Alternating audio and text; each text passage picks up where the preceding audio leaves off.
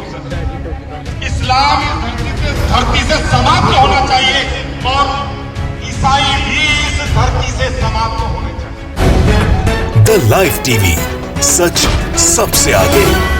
नमस्कार, the live TV देख रहे हैं आप। आपके साथ मैं हूं आदित्य कुमार। देश में जो धर्म संसद चलाई जा रही है, इसके नाम पर अल्पसंख्यकों को टारगेट करने की पुरजोर कोशिशें हो रही हैं।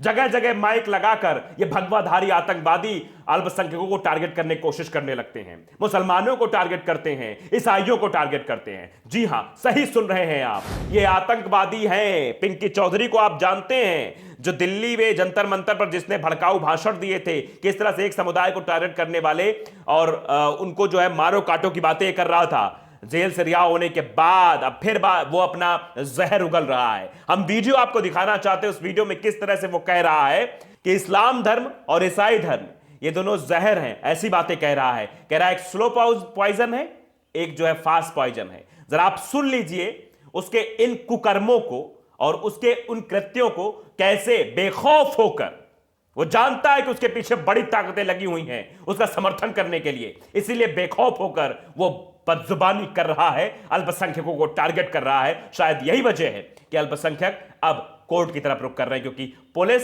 और सरकार पर उन्हें भरोसा नहीं रहा है। तो सबसे पहले आप वो वीडियो देखिए पहले, फिर आगे की चर्चा करेंगे। अगर खतरा है तो कम्युनिस्ट विचारधाराओं से है, अगर खतरा है तो मस्जिदों से है, अगर खतरा है तो मदरसों से है, अगर खतरा है तो इन चर्च से है, अगर खतरा है तो उन लोगों से है जो ईद की मुबारकबाद देते हैं और ये कहते हैं, आजकल बड़ा चल गया है ये happy new year, happy new year. अरे काहे का हैप्पी न्यू ईयर भाई? सेंटा क्लोज आजकल लोग लेके जाते हैं, उसको बनाते हैं साले सेंटा क्लोज। भैया मैं आपको बता रहा हूं और बड़ी स्पष्ट भाषा में बता रहा हूं, अगर इस्लाम है तो वो आपके लिए फास्ट पॉइजन है और ईसाई हैं वो आपके लिए स्लो पॉइजन है। ये आप समझ लेना। इस्लाम धरती से समाप्त होना चाहिए और ईसाई भी इस धरती से समाप्त होने चाहिए, क्योंकि ये प्रलोभन देकर के हमारे भाइयों को ईसाई बनाने का काम करते हैं। ऐसा कार्य इस भूमि पर नहीं होने देंगे। मैं इस लोनी में यही दिखाना चाहता हूं, ये लोनी से यही कराना चाहता हूं कि कोई भी प्रलोभन से ईसाई नहीं बनेगा। सुना आपने इस नफरती आदमी को शुरुआत में क्या कह रहा था? आपको पता था, बड़े बड़े जानकार लोग ये बता रहे थे, जब चुनाव नजदीक आएंगे हिंदू खतरे में आ जाएगा। और वही काम ये पिंकी चौधरी कर रहा है मंच पर खड़ा होकर। ये खतरा है भाई। किस बात से खतरा? बहुसंख्यक को किस बात से खतरा हो सकता है, ये अपने आप में बड़ा सवाल है। इस्लाम से खतरा कैसे हो सकता है? मस्जिद से खतरा कैसे हो सकता है? ईसाई से खतरा कैसे हो सकता है? चर्च से खतरा कैसे हो सकता है?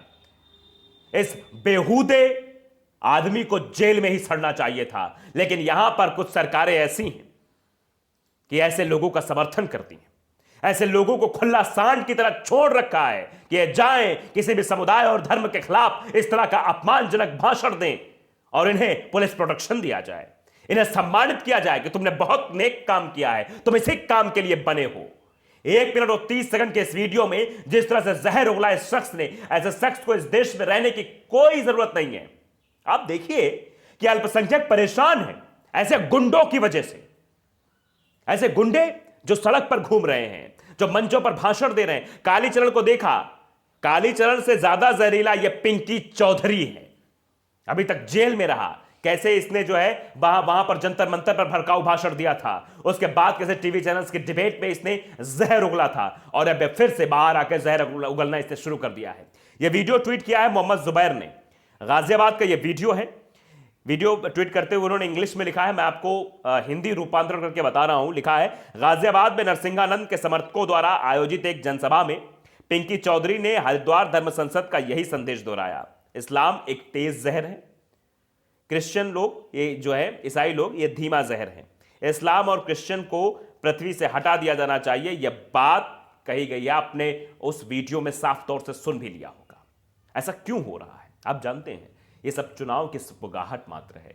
कुछ चंद लोगों को फायदा पहुंचाने के लिए ऐसे गुंडों को, ऐसे आतंकियों को, ऐसे बदजुबान लोगों को छोड़ दिया जाता है। जाओ तुम देश के सौहार्द को खराब करो, आपस में मनमुटाव फैलाओ, लोगों के अंदर जहर भलो, ताकि लोग भी एक दूसरे से नफरत करने लगे और इससे हमारा प्रॉफिट हो जाए। मैं बार बार यह बात क्यों कहता हूं कि जो अंग्रेज कर गए थे, जो अंग्रेजों ने किया था, देश को गुलाम बनाया था, वही ये लोग करना चाहते हैं। ये भगवाधारी और संघी सोच के लोग करना चाहते हैं।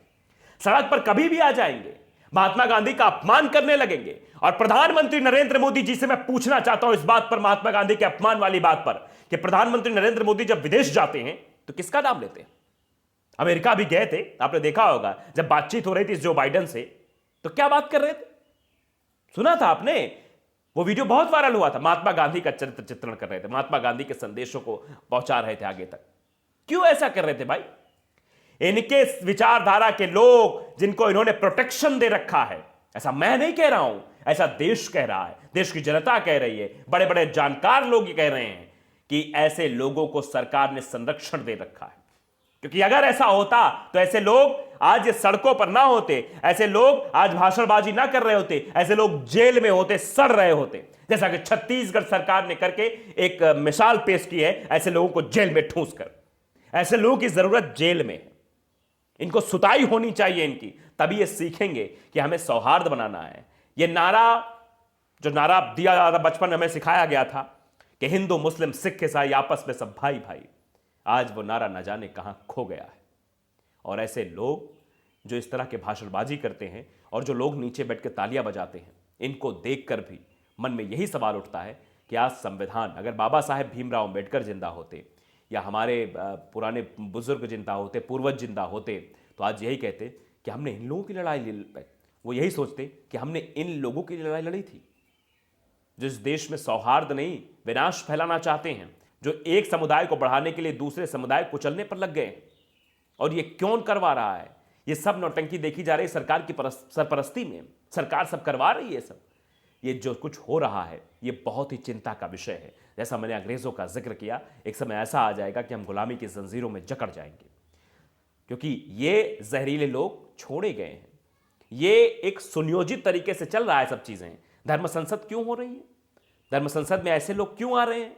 धर्म संसद में ऐसे लोग आकर इस तरह की बातें क्यों कर रहे हैं? ये यति नरसिंहानंद कौन है भाई? जो कितना ज्ञान है साहित्य के बारे में, कितना ज्ञान है धर्म के बारे में, कितना ज्ञान है इतिहास के बारे में? किसी के बारे में, किसी नहीं, किसी मैंने मुंह से निकल गया, लेकिन आप समझिए किसके बारे में? देश के राष्ट्रपिता के बारे में अपमानजनक शब्दों का इस्तेमाल यति नरसिंहानंद करता है, कालीचरण करता है। और उसके बाद जब वो गिरफ्तार होता है तो ऐसी विचारधारा के लोग, ऐसे कुटित, ये बीमार लोग हैं। आप समझिए कि ये बहुत बड़ी बीमारी से ग्रसित लोग हैं जो नीचे बैठे हुए हैं। और इनको बीमार कौन कर रहा है? ये यति नरसिंहानंद जैसे लोग, ये कालीचरण जैसे लोग, ये पिंकी चौधरी जैसे लोग। ये जो नीचे बैठे ताली बजा रहे हैं, ये वायरस की चपेट में है। इस वायरस चपेट में ये आने वाले समय में बस वायरस फैलाने का काम करेंगे। तो ये वीडियो अपने आप में कई सारे सवाल उठाता है। किस तरह का कांड किया जा रहा है भैया? सफाई का ऐलान किया जा रहा है कि सिख नहीं रहेंगे, मुस्लिम नहीं रहेंगे, इनको धरती से हटा दिया जाए। यह देश जहां यह नारा था कि हिंदू मुस्लिम सिख ईसाई आपस में भाई भाई, यह भाईचारा को तोड़ने की कोशिश है, यह भाईचारे को खत्म करने की साजिश है। क्यों? क्योंकि जब तक लोग बटेंगे नहीं तब तक ऐसी विचारधारा के आधार पर कुर्सी पर बैठने वाले लोगों को फायदा नहीं मिलेगा, इनको वोट नहीं मिलेगा, इनकी नौटंकी नहीं चलेगी, इनका दुकान नहीं चलेगी, इनका धंधा बंद हो जाएगा। इसीलिए इन्होंने ऐसे लोगों को छोड़ रखा है कि जाओ तुम नफरत फैलाओ, जाओ तुम मुस्लिमों के खिलाफ बोलो, जाओ तुम ईसाइयों के खिलाफ बोलो और कह दो कि बहुसंख्यक खतरे में है। बड़ा हास्यास्पद लगता है। हमने सुना था बनारस में एक पंडित जी थे, जब उनके पास कैमरा ले जाया गया तो उन्होंने सीधे सीधे कहा था कि बताइए हिंदू कैसे खतरे में भैया? 1% ईसाई खतरे में नहीं है, मुस्लिम खतरे में नहीं है जो अल्पसंख्यक हैं, और कह देते हैं हिंदू खतरे में है। अजीब समस्या है ये। बहुसंख्यक खतरे में कैसे हो सकता है? यह सबसे बड़ा सवाल है जिसका जवाब कोई नहीं दे रहा है। बस केवल अल्पसंख्यकों को टारगेट करने के लिए इन बदजुबानों को, इन जाहिल गवार को आगे कर दिया गया, इन लंपटों को आगे कर दिया गया कि जाओ तुम इस तरह का विष फैलाओ। तो आप देखिए देश कहां जा रहा है। बड़ी शोचनीय दशा है कि अल्पसंख्यक परेशान होने चाहिए या फिर बहुसंख्यक खतरे में होने चाहिए। लेकिन चुनाव है तो ये तो नारे लगाए जाएंगे कि हिंदू खतरे में है, ईसाइयों को हटा दो, ये जहर हैं, ये धीमा जहर है, ये तेज जहर है। इस तरह की बातें करने वाले लोगों को जेल में होना चाहिए। लेकिन हैं कुछ लोग जिनके समर्थन में हैं, जो चाहते हैं कि ऐसा बोले, वो लोग नहीं चाहते कि ये जेल में रहें, इसीलिए ये ऐसे लोग बाहर आकर सिर्फ और सिर्फ जहर फैलाने का काम कर रहे हैं। द लाइव टीवी को अगर आपने सब्सक्राइब नहीं किया, सब्सक्राइब जरूर करिए, बेल आइकन दबाइए ताकि सच खबर आप तक पहुंचते रहे। नमस्कार। द लाइव टीवी, सच सबसे आगे।